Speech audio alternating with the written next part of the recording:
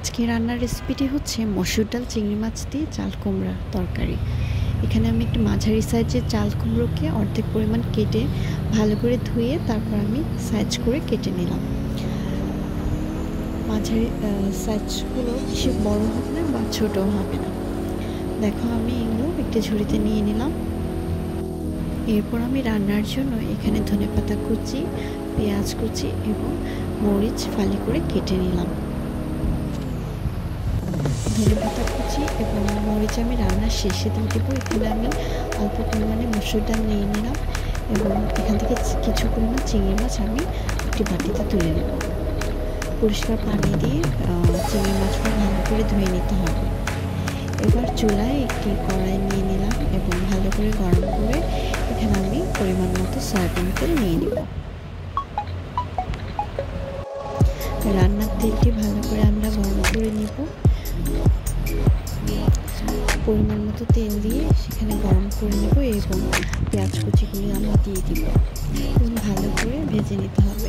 এখানে দেখো একটি ধনেপাতার টুকরো বাই মিস্টেক করে গিয়েছে। পেঁয়াজ কুচি ভালো করে ভাজা হয়ে গেলে এখানে আমরা আদা রসুন বাটা দিয়ে দিব এবং পেঁয়াজের সাথে মিক্স করে ভালোভাবে ভেজে নিতে হবে। নেড়ে চেড়ে ভালো করে মিক্স করে এখানে আমরা চিংড়ি মাছ এবং মসুর ডাল ভেজে নেব এবং আমরা এরপর মশলাগুলো পরে অ্যাড করব। এবার আমরা ধুয়ে রাখা চিংড়ি মাছগুলো এখানে ভালো করে ভেজে নেব। চিংড়ি মাছগুলো দিয়ে নিলাম এবং পেঁয়াজ কুচির সাথে ভালোভাবে মিক্স করে নিলাম এবং লাল লাল না হওয়া পর্যন্ত আমরা এটাকে ভালো করে ভেজে নিলাম। তোমরা দেখতে পাচ্ছ হালকা হালকা কালার হচ্ছে। এখানে আমরা ভালো করে ভেজে নিচ্ছি এবং লাল কালার অলরেডি চলে এসেছে।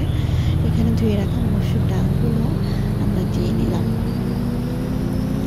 ভালোভাবে নেড়ে চেড়ে নিলাম। মিক্স হয়ে গেলে এবার আমরা কিছুক্ষণ ভেজে নিব, এতে করে ডালের গন্ধটিও চলে যাবে এবং খেতেও খুব বেশি মজা লাগবে। এরপর আমরা লবণ দিয়ে দিলাম, লবণগুলো দিয়ে একটু মিক্স করে নিতে হবে, একটু ভেজে নিতে হবে। এরপর আমরা জিরার গুঁড়ো দিয়ে দিলাম, একে একে করে ধনিয়া গুঁড়ো, হলুদ মরিচের গুঁড়ো দিয়ে দিলাম। মশলা ভালো করে মিক্স করতে হবে। এরপর যখন পানি দেওয়া যাবে তেলের মধ্যে মশলাগুলো ভালো করে কষাতে হবে। তোমরা দেখতে পাচ্ছ এখানে আমার মশলাগুলো একে একে করে দিয়ে ফেলেছি। খুব বেশি মরিচের গুঁড়ো ব্যবহার করা যাবে না, এতে করে তরকারি অনেক বেশি ঝাল হয়ে যাবে, যেহেতু আমরা কাঁচামরিচ এখানে ব্যবহার করবো। মশলাগুলো ভালো করে মিক্স করে নিতে হবে এবং ভালো করে অল্প আঁচে ভেজে নিতে হবে। এই পর্যায়ে মশলা থেকে তেল উঠে আসলে অল্প পরিমাণে আমরা পানি দিয়ে দিলাম এবং সে পানিতে একটু ভালোভাবে কষিয়ে নিতে হবে মশলাগুলো। নেড়ে চেড়ে আমি মশলাগুলো ভালো করে মিক্স করে নিলাম। এরপর আমরা একটু জাল বাড়িয়ে এটাকে কষতে দিলাম। তোমরা দেখো খুব সুন্দর একটি কালার বেরিয়েছে।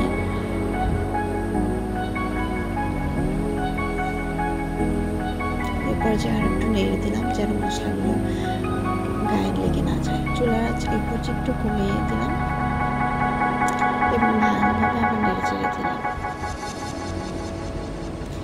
এরপর আমরা কেটে রাখা চাল কুমড়ো একে একে করে দিয়ে দিলাম।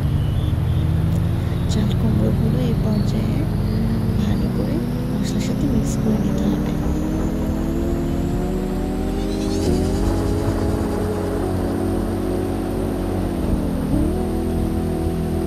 মশলাগুলো দেখো আমি সুন্দর করে ভালো করে মিক্স করে নিচ্ছি।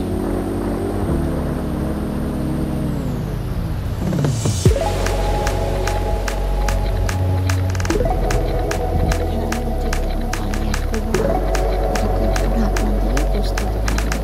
এখান থেকে অল্প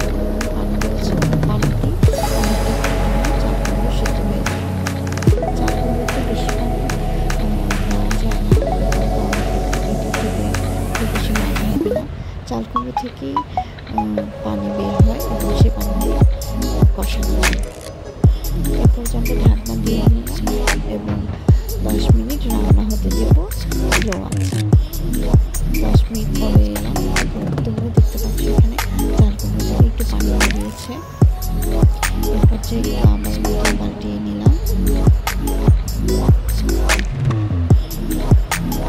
ভালোভাবে পাল্টিয়ে নিতে হবে এবং যেহেতু একটু ঝোলের তরকারি হবে তাই করছি হালকা পরিমাণে পানি আমি অ্যাড করে দেব। 1 বাটি পরিমাণ পানি আমি এখানে দিয়ে দিলাম এবং ভালো করে নেড়ে চেড়ে দিয়ে দিলাম। এ পর্যায়ে আমি ঢাকনা দিয়ে দেব এবং আরও 10 মিনিট স্লো আঁচে কুক হতে দেব। 10 মিনিটের জন্য আমি রান্না হতে দিলাম। 10 মিনিট পরে আমি খুলে দেখলাম যে অলরেডি এটা চাল কুমড়োগুলো সিদ্ধ হয়ে গিয়েছে এবং রান্না অলমোস্ট হয়ে গিয়েছে। এরপরে যে আমরা ধনে কুচি এবং কাঁচামরিচের ফালি এখানে দিয়ে দিলাম। এ পর্যায়ে দিয়ে সেটি ভালো করে মিক্স করে দিতে হবে। তোমরা দেখতে পাচ্ছ এখানে আমি ধনেপাতা কুচি এবং কাঁচামরিচ ফালি ভালো করে একটু মিক্স করে নিলাম এবং একটু জাল বাড়িয়ে একটু রান্না করে নিলাম। এরপর যে আমি চুলাটা বন্ধ করে দিব এবং চুলো থেকে চাল কুমড়োটাও নামিয়ে ফেলবো ঢাকনা দিয়ে। তোমরা দেখতেই পাচ্ছ খুব সহজেই অল্প সময়ে চাল কুমড়োর তরকারি হয়ে গেল। তোমরা চাইলে বাসায় এটি ট্রাই করতে পারো।